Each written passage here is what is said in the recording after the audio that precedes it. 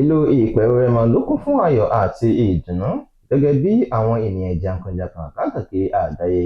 ṣe parapọ̀ láti ṣe àjọyọ̀ pẹ̀lú ìyá àgbà ilẹ̀ Ọba Abíọ́dún, Ìyáàfin Victoria Abíọ́dún bí ó ṣe pé 90 ọdún lókè èèpẹ̀.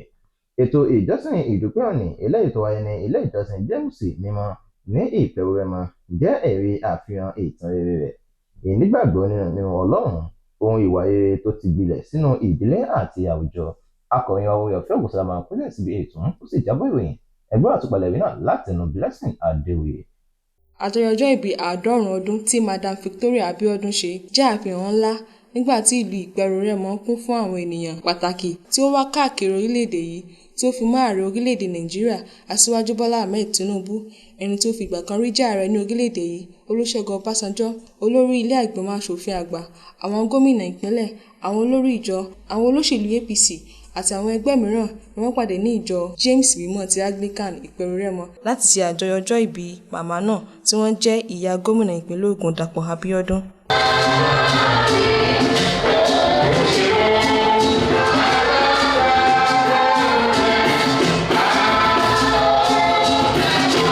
Ní ìwàásù rẹ̀ tí ó pe àkọlé rẹ̀ ní ọkàn tí ó bá mọ oore á rí ìbùkún gbà lọ́wọ́ Ọlọ́run, tí a rí nínú ìwé Lúùkù orí kìíní ẹsẹ̀ 14 sí dé ẹsẹ̀ 19, Bíṣọ̀bù Olúṣínà Fápé tí ó jẹ́ bíṣọ̀bù ìjọ James Mímọ́ ti Anglican Ìpẹ̀rù-Rẹ́mọ ṣe àpèjúwe Madam Victoria Abíọ́dún bíi Màríà wúńdíá tí ó tọ́ ọmọ kan tí ó di ìbùkún fún àwọn ènìyàn rẹ̀, ẹni tó jẹ́ alákòóso ìpínlẹ̀ Ògùn lónìí.